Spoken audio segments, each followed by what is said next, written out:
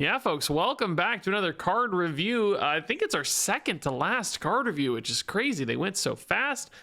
We got some cool Mage cards today. We got some cool hair today, maybe? I don't know. This is like old school Regis hair. Kind of looks like Toki's hair a little bit with that big swoop in the front. But this is Time Looper Toki, a 4-mana 4/4 with Battlecry. Get 4 random spells from the past. When you play all 4, say 4 one more time. Get another Time Looper Toki. So this is straight up just infinite value. As long as the game is going, you can just keep getting endless infinite value off your Time Looper Toki here. Getting 4 spells, getting a Toki, getting 4 spells, getting a Toki, bada boom. Now, the big question is, why would you want to do that? I don't think you do ever want to do that. I think 2 big problems here, really. The fact that you have to play a 4-mana 4/4 every time is like a lot of annoying overhead. Like this could have easily just been a 1-mana 2/2 or something, I think, frankly, or like let's say a 2-mana 2/2, right? I don't think this would be broken as a 2-mana 2/2. I think they just wanted the numbers to all be 4s, which is cute. Yeah, but like I don't want to pay 4 mana every time for 4 random spells from the past. Like value's good. I'm not a value hater. I love value decks. I love generating value. But Hearthstone has no trouble generating value these days. Every deck always has 47 cards in hand. Every deck has so much stuff to do, endless things to do, both literally endless decks with Kill Jaden these days, often hands that are literally 8 or 9 cards always. Just so much value generation in Hearthstone that, you know, excess value generation cards that give you like crazy value like this one are almost unnecessary because you'd rather have targeted value. You'd rather have value with direction and game plan, and this is totally random because it is random spells. That's not random mage spells, that's just random spells from the past. So I wanted to show you this. There are 1,820 spells in wild. Now actually that is including 458 currently in standard, so you're talking about a pool of like almost 1,400 spells when you do the difference there, right? Things that are specifically from the past. 1,400 spells in the Time Looper Toki pool. And man, it is the most just like crazy. Did you see how far I scrolled just to get to the 2-cost spells? It is just the most random pile of stuff. And like, yeah, some of it works fine, right? Like, you know, okay, I got a Mimic Pod. Like, yeah, okay, sure, that's fine, whatever, right? I got a Mind Blast. It's like, okay, sure, fine. You can already see though those are doing different things, right? Again, one of them's kind of more value, one's damage, right? Some are going to be removal, right?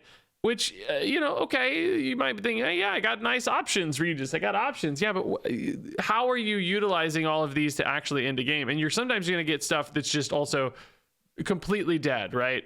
Things that are just like impossible to use, like this. No Fins impossible. Give all friendly demons and murlocs Death Rattle summon a 2/2 Implock.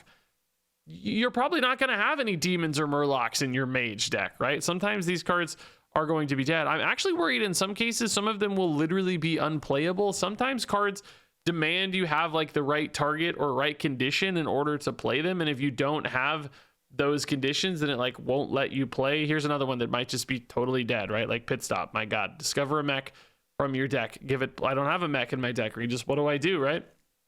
Give a friendly undead poisonous. This might be one that's just totally dead. Like you just probably cannot play this unless you have an undead. Now this is actually currently in standard, so you know this is not itself a limiter, but there will be other cards like that, I'm sure, where you just cannot play them and it gets stuck, and then your Time Looper Toki is broken even more, which, I mean, in theory, you don't necessarily have to keep playing this to think it's worth it. If you think 4 random spells is worth it, it might be.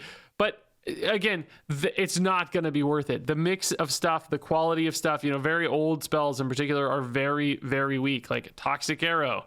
Deal 2 damage to a minion. If it survives, give it poisonous. It's like, oh, I don't need that. That card's bad. And by the way, I'm looking at 2-cost cards, which are kind of playable. Remember, sometimes you're going to get like big 5 and 4 and 6 and 8-cost stuff that's also bad. And it's like, I can't spend 8 mana on this thing that's basically doing nothing for me, right? So, you know, you'll get stuff like Walk the Plank. Like, okay, that's fine. I can use a Walk the Plank sometimes. You'll get a Wild Paw Cavern. It's like, okay, yeah, I can use a Wild Paw Cavern. That's going to be totally fine for me sometimes, right? Other times you'll get stuff where it's like, yeah, I don't have any use for that at all. I don't know how I'm going to use this in the slightest, you know. For instance, all fell breaks loose you're going to get. Summon a friendly demon that died this game. What? I didn't have any friendly demons that died this game. That one might actually fail. It might not. So it's just, you're going to get cards. It's just a pile of garbage. And it's like almost impossible to loop this in a way that's like you're still competing in the game. You know what I mean? Like I just don't think it's going to happen. I just don't think it's ever going to make any sense. The quality on average is so low. The cost is frankly kind of high on average. The upfront cost at 4 mana is insane. Like it's having to spend 4 every time it loop. It's just so many things about this card are actually kind of actively punishing you. It's fun. It's cool. Like from a flavor standpoint and everything, really, really fun. But from a competitive quality standpoint, really, really bad. All right, moving on to the Fabled card here for Mage. This is the Azure Queen Syndragosa, a 5-mana 2/8 dragon with Fabled, of course, which means when you add her to your deck, you're also getting Malygos and the Azure Oathstone added to your deck for free. Syndragosa reads, if you control another dragon, your arcane spells cost 2 less. Now, Azure King Malygos says, if you control another dragon, your arcane spells cast twice. So you're setting up this combo here. When you have both of these on board, your arcane spells are much cheaper, and they're going off multiple times.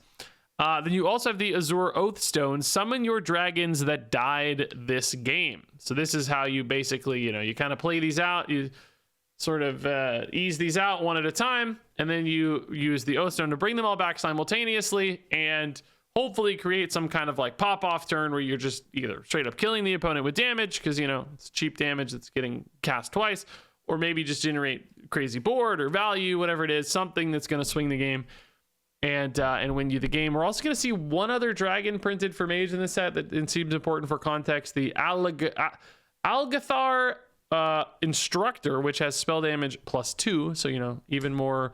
You get 2 of these down, get spell damage +4, get a Malygos, get a Syndragosa, all of those rezzed up once, and then use some face damage spells, particularly if they're arcane, to maybe OTK the opponent. Now, that's the game plan, right? That's the game plan. I wanted to pull up arcane spells, by the way, in standard format currently, just so we could review those really quickly, so we have some context on arcane spells. You're probably going to see a spoiler for one that's coming up in the video, which is fine. Remember, we did see the semi-stable portal revealed earlier. That is not face damage. This is not face damage. These are not face damage, although these are both. Yeah, these are both arcane. So you could get like Starfires, for instance, but that's actually pretty expensive. Moonfire, though, is not bad at 0. So you could use Stellar Balance to get some damage, basically. And that's all the damage. There's a new one here. We'll go ahead and go to that too. Yeah, the Arcane Barrage also can deal 3 damage to an enemy. This costs 3, so with only 1 Malygos, it would still cost you 1 mana. But basically, a few ways to go. So if you had like 4 spell damages, could deal 7 to face, which goes off twice. So it's really 14 to face. If you had 2 of those with the leftover and then maybe some Moonfires, you definitely could set up a 30 plus damage OTK with this this kind of full cycle. But here's what I want to say, right? It's a lot of work to get all of this in before your Azure Oathstone. You have to basically just play these down and get them in the death pool to set all that up, right? You got to just, again, ease them out. Like, you put in Syndragosa, let her die. Put in Malygos, let him die. Put in 2 Instructors maybe and let them die. And they are not compelling cards on their own, to be very clear. Super low impact on board, really 0 impact on board. You're probably not using their abilities as you play them out because you're not likely to have other dragons alongside them. You definitely can, put in a dragon deck with other dragons as well. So, you could put in some 1-cost dragons or whatever so that you can use Syndragosa's ability as you go. Maybe get some cheap arcane spells along the way that kind of help you keep up. But, it's just asking even more of you from your deck and from your tempo. And it's still not a great tempo play in any way. And there just aren't that many cheap dragons for the record either. And certainly not ones that probably play nicely into this game plan. There is stuff like maybe the Illusory Greenwing where, you could get a dragon that gets summoned when drawn and then you time your Syndragosa for that moment. Like it's okay, but it's like still you'd be waiting on that, and there's not that many instances of that. So there's just some timing issues. Now, also, you know, of course, you can resurrect these dragons as well. So you could go a different route where you're not even that worried about Cinder Ghost or Malygos, but maybe you just want to resurrect a couple Briar Spawn Drakes, or, you know, resurrect some Whirling Storm Drakes for Russian Wind Fury, whatever it is, right? Amber Wardens for some big boards or something. It's a possibility, but I think if you're going to do this, just getting a big board out of it's not enough. I think you probably do want it to be sort of an OTK. And again, they have to be played and died. So, you know, the bigger the dragon, the harder fit here to get it. Like, you know, the timing window is even wider, and it's even later into the game. And it's like, man, it's just getting pushed back and pushed back and pushed back. So you kind of, I think, want it to happen as fast as possible. So you don't want a bunch of big meaningless dragons. You want dragons that you can trust to like end the game ASAP. So what I'm getting at is like, man, there is a lot of work and a lot of delay and a lot of steps to set up what appears to be an okay OTK. I'm not even sure it's exciting, because I was looking, we had this exact OTK already in Hearthstone. This is from March of the Lich King. These cards existed in the same set. For 9 mana, you could already just play Vexilus and Magister's Apprentice together. This is an 8 mana play that requires 10 mana up front, right? And this was not broken. I remember thinking Vexilus was going to be better than he was. I think he got a little play, for the record. This is like 4 or 5 years ago or something. I mean, no, like 2 or 3 years ago. 3, 4 years ago. I don't know, whatever it was. You could already do this for 9 mana. Just play 2 of these, right? That's your arcane spells, cost 2 less. Your Vexilus, your arcane spells cast twice. And you didn't have to spend 10 mana up front, and you didn't have like... So that's like leaving me like, what the heck? Why is this the same thing we had 3 years ago, but worse, arguably? Now, you know, another angle on this is like, if you get multiple Syndragosas, you know, you could get even more discounts and play some even bigger arcane spells, but there aren't going to be any arcane spells that like go face, for instance. It would just be for value, it would not be for lethality. We're going to see some bigger ones in this, but that's even more work. You know, if I'm getting multiple Syndragosas in the pool somehow, like resurrecting these, or multiple Azure Oathstones, so I can go off multiple times and get like, you know, loops of Syndragosas and stuff.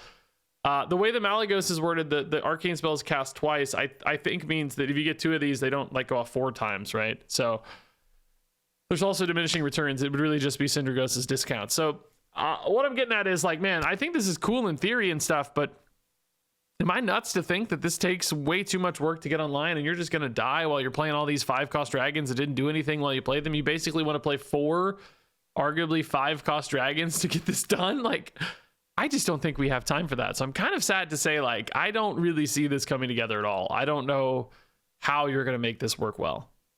All right, so moving on to the Algathar Instructor. Here's our 5 mana 4/7 dragon with spell damage +2. I think this is incredibly hard to use as is.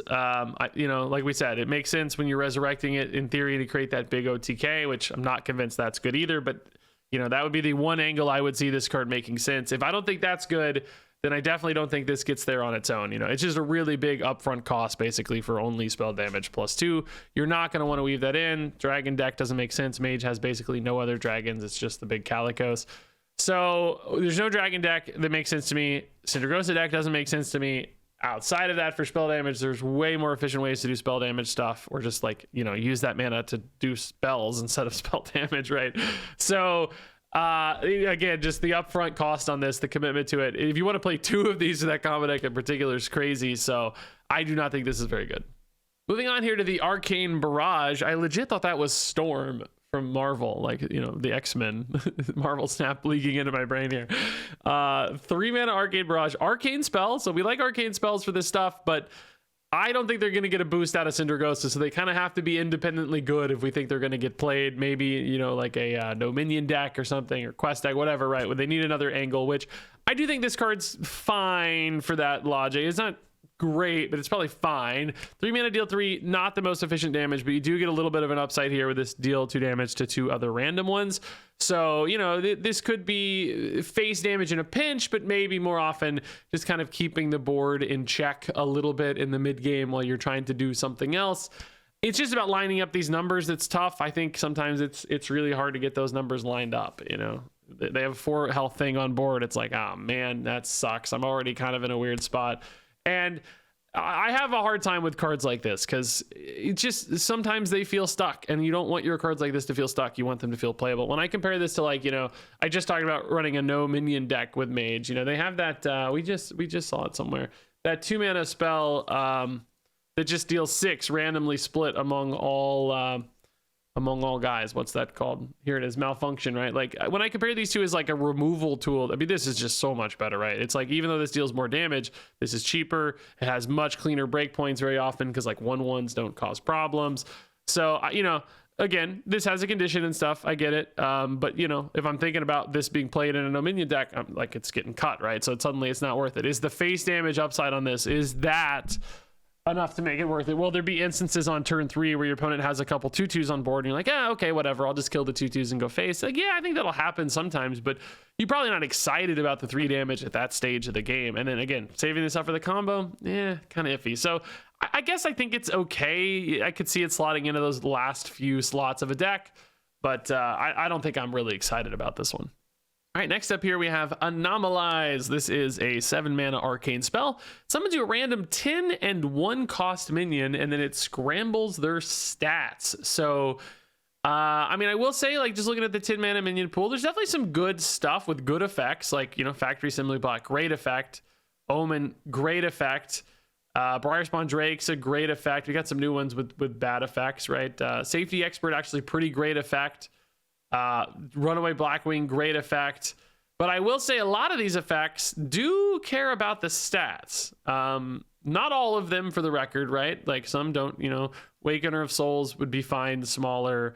Tortola cares about its stats. It'd be sad to lose a lot of health, but it probably wouldn't lose that. It might still be like, you know, 15 health on average or something. Safety Expert, like stats because of rush, but it could lose some. Briarspawn Drake, every stat it loses sucks. It gets so much worse. Assembly Bot wouldn't care. Omen, losing stats does suck, you know, because you got that rush and Wind Fury. So in some cases you get a good minion, but with the stats weaker, you're like, man, that's tough. Sometimes you get a minion with a really good effect, but the stats aren't that good, and then it's like, well, I just didn't really get that much stuff on board. Assembly Bot might be your best hit. Sometimes you're going to get stuff with just weak stats and no effect, like Medivh, you know, you're just getting a 7/7. Travel Master Dungar, good God, only getting 3/3 would be completely brutal, and it's not even that unlikely. Even a Gamagon, you know, or Forest Lord Scenarios, not a lot of stats to work with. And then 1-drops, you know, rarely, if ever, have effects that are going to benefit from extra stats, right? Like, they just, you know, their effects are never that strong, so how much better do they get with extra stats? You know, like, theoretically survivability on a Battle Fiend or something, but you're a mage, so you're not thinking about that. Catch of the Day is pretty good with stats, I guess, with the rush, but most of the time the stats here are just going to be completely irrelevant. I guess Fiendish Servant's kind of cool, but unlikely to really pay off. So what I'm getting at here is, like, scrambling their stats is not a good thing by any means. It's definitely a downside, and I don't really think the minion pool quality here is high enough that you're really excited about it, and I don't think the total stat output here is good enough that you're excited about it either, from a just like, I'm committing 7 to this and getting a couple random things. I just don't think that's going to feel like a great board development. I think both the minions are often going to feel a little underwhelming. You're going to end up with some like 4/4 1-drops and 5/5 10-drops that just don't do anything, and it's like, man, I spent 7 on this. So are there enough arcane synergies? Like, you know, is this something for the Syndragosa? No, of course not. Like, I don't think you're going to want to do this with Syndragosa either. Filling up your board that's already got dragons on it with junk is not going to help you. Some big spell stuff, again, cheating this into play, not really that good to cheat. So ultimately, just a really underwhelming card, I think. Next up here is Alter Time. This is a 4-mana spell. It's arcane, and this one allows you to discover 2 arcane spells from the past, and those are going to cost 2 less, which we can pull up. I just feel like I'm only pulling up stuff, by the way, but here's the arcane spell pool. Some of these are actually going to be still in standard, so ignore those, but I don't have a way to select only wild exclusive. So, you know, a big old pile of stuff. Again, there's actually quite a few. It is nice to get to discover, by the way. That really helps this card a lot compared to a lot of the other random generation stuff. So you can pick, you know, of 3 twice, so you're not going to get any crazy low rolls. You're going to be able to pick the best thing. I think any given pile of 3 things, you're going to be able to get one that's halfway decent, particularly when discounted. You know, even weaker spells from the past when discounted are going to feel competitive. But do keep in mind, you know, you're spending 4 up front. Again, there are some discounts. Obviously, we saw Syndragosa. I do not think that's a bonus to this, though. It's going to be really hard to weave all that together. I think you kind of want to play this on its own to feel worth it. That said, I'm just really worried about spending 4 mana up front. You know, the value pass back on this might take a turn or two. Like, yes, you could cheat a big thing into play sooner because of it. You know, yeah, occasionally you could hit a Luna's Pocket Galaxy, and like that'd be a big payoff for turn 5. But then you've kind of skipped turn 4 and turn 5, and you're like pushing back the swing so far that it's sometimes really, really hard. I would say like Luna's Pocket Galaxy could be a way to save Syndragosa if those all went down to 1. Like suddenly you're talking about a really cool line, but it's just not, you know, not a consistent thing you're going to be able to hit reliably. So you can't build a deck around that. It might have some high rolls, but that's not going to save the deck. So, you know, it's just about finding, again, a line, a game plan, a win condition, a through line that makes this a compelling card to run, because you don't just run things for the sake of them. You run them to help you win games, and a lot of delays baked into this. I don't hate it as much as some of these cards, to be fair. I think the Discover helps. Discounts can create some big moments. Arcane synergies, always a thing to think about in the future too, but still not super compelling. I think spells from the past in general just sometimes have a really hard time competing. So next up here is the Temporal Construct. This is a big old 7 mana 5/5 elemental. With Battlecry, deal 5 damage to an enemy minion, and then draw cards equal to the excess damage, which, man, I am not in love with this either. I'm having a hard time. This card just feels expensive to me. 7 is so expensive for card draw, right? You usually want card draw to be cheap and instant and reliable, and it's like, this card has such an inverse relationship with itself where it's like, for this to feel good on board, I wanted to hit a 5/5, you know, I wanted to hit something big. I want a 4/4 to get killed, or 3/3 at the worst case. But then that's making my card draw so much worse. So it's like, if I need the card draw, I got to kill a 1/1 or 1 health, whatever, which is a terrible on board play. And I'm spending 7 mana to do very little to the board just to get stuff. That feels bad. I feel like I'd rather have a 2 mana card that just draws me some things and then get to make a better on board play, or something that, again, plays towards my win condition. You know, so this is always like, whichever direction you would go with this, it feels worse. It feels worse and worse as an on board play, or, you know, feels really weak as a card draw play. And I don't think there's any like satisfying middle ground for this either. I mean, maybe hitting like a 3/3 is where this feels kind of best. A 7 mana 5/5 that draws you a couple cards, but I don't think that's very good. I think that's weak. I think we have a lot better card draw that's cheaper, that, you know, still keeps you in games, and this just feels like a big commitment. So is there some elemental line on this? Is there some angle? I don't think elemental decks really want to do this either. It's like, yeah, the reload's kind of nice, but they've had way better reload in the past in Mage, and often like are trying to end the game before you even get to this stage. So yeah, if this was like, you know, 5 mana deal 4, you'd be cooking, right? Maybe even, it probably need to be like 5 mana deal 4, honestly. Like a 5 mana 4/4 that dealt 4, I'd be like, okay, I think I can find some wiggle room here in an elemental deck, as this is the top end that, you know, sometimes kills a 2/2, gets me a couple cards. When you get up to the 7 mana slot, I think this is way too slow. Moving on here to the Mirror Dimension. This is a nice little 1 mana spell, some pretty cool art. Summons you a 0/4 minion with Taunt, and if you are holding a dragon, summon another, which I think that's actually pretty nice. I think 2 0/4 taunts for 1 mana is actually pretty compelling. Sometimes you just need defense, and cheap defense, and ways to slow down the opponent, especially if you're doing, you know, a Syndragosa combo OTK thing. You know, having these makes some sense to me. Just get some bodies in the way. I need time to get to this OTK because I got to play out all these stupid dragons or whatever, and I'm holding dragons, so that's cool. What I will say about this card, though, it really sucks if you don't have a dragon in hand. Like, I don't think 1 0/4 taunt is enough. I shouldn't say it really. It's not like you could still play it sometimes. It's not the worst thing ever, but it's not good. It's not a card you're excited about. And I will say, like, man, Mage has no dragons, just the ones we've seen in this video. And I think literally Calicos is it in standard format right now. I mean, that is literally it. So obviously you'd have to dip into the neutral pool outside of that if you wanted to run this outside of that kind of Syndragosa combo deck, which that's just not going to happen because there's just not enough dragons to make that compelling. So in other words, I don't hate this card when it works. I think like it kind of makes sense, but it's just its fate is going to be inherently tied to Syndragosa, and I don't think Syndragosa is good enough. So this card also is getting pulled down basically by that entire package and won't be able to escape that because this dragon limitation's really tough. I also really wish this was an arcane spell. Then you'd have some like, oh man, for 6 mana or something, or maybe even a little more, because you gotta have another dragon on board for these effects. That's the hard thing, right? Like, if this didn't have the if you control another dragon condition, you could do like a 6 mana turn where it's like, let's say Malygos, do a 6 mana turn where you play like Malygos and you get 4/0/4 taunts. You'd be like, yes, this is the kind of turn I need to get me to this in-game state, right? I need these crazy survivability turns.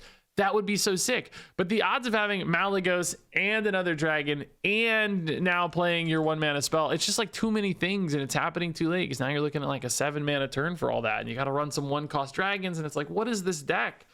How is this coming together and stuff? So instead you're just playing this, early on and not multiplying it even more. And it's like, I don't know. I just don't think it's going to get there. Not to mention, the damage requirements sometimes are even too high. People have 60, 80 health these days. Some of these OTKs just won't do it. So I'm sad to say I just don't think it gets there. If this was an arcane spell, I'd be a lot more intrigued. But even if it was, I don't know if it'd be enough. Clearly, from a flavor standpoint, it doesn't look like an arcane spell, but they could have just made it one. They chose that. So I'm sad to say I think this one's just held back too much. So our final card here is the Faceless Enigma. This guy looks cool. A 2-mana 2/2 battle cry. Look at 2 random secrets. Pick one to cast for yourself. The other casts for your opponent, which, in the world of secrets, it's nice to know what your opponent's secret is because, you can play around it. The issue is it's always going to be there.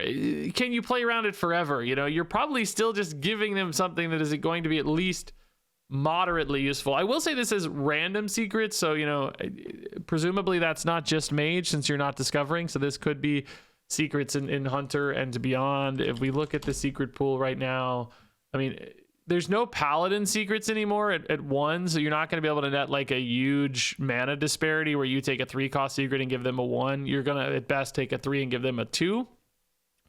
And it's like, you can give them a Rat Trap and like maybe never proc it, right? Maybe, you give them like what, I don't know, an Ice Barrier and don't proc it because you're a Spell Burst deck, right? Or whatever, right? Oasis Ally, don't proc it. But it's like, a lot of these are hard to avoid. Eventually you're going to want to attack a minion. Eventually you're probably going to want to attack face. You're going to want to play stuff. You're going to want to play spells. Untimely Death, you're going to want to kill their minions. Maybe Rat Trap's the easiest to avoid in a way. But still, sometimes you want to play 3 cards. It's like you're inevitably going to give them something that's at least moderately helpful. Maybe they just don't, Explosive Trap's not that meaningful. So are you netting an advantage enough off a better secret? I don't know, man. I don't think so. Like, yeah, you're getting a 2-mana 2/2 as well. A little bit of secret upside. It's fine probably. I think you could play this in a pinch, but again, just got to make that cut in your deck, man. You got to be excited to run it, and I just don't think you get there, which I'm sad to say this Mage set is not. I thought it might finish on a high note. Nope, it's finishing on still yet another low note. So let's go ahead and rate all these cards from 1 to 5 stars. Time Looper Toki is a 1-star card. Azure Queen Syndragosa is a 2-star card. Algathar Instructor is a 2-star card. Arcane Barrage is a 3-star card. Anomalize is a 2-star card. Alter Time is a 3-star card. Temporal Construct is a 2-star card. Mirror Dimension is a 2-star card. Faceless Enigma is a 2-star card. Yeah, I don't know if I have ever done a class review where I didn't give a single 4-star card. It's probably happened, but this was one of the weaker class sets I can remember in a long time. Am I crazy? Like, please feel free to disagree. I'm not trying to be a downer. I don't hate Mage, I want to try some of these cards, sure, but I'm just not convinced any of this is going to be able to come together. Am I nuts for thinking Toki is just awful? Is this actually a 1-star card? I don't know if maybe it's still 2 stars, I guess, but I just don't think anybody's going to want to run this. I don't know. I just don't see it, man. Yeah, just not one card here really jumps out at me as something that I'm like really pumped to do or think it's going to be crazy powerful.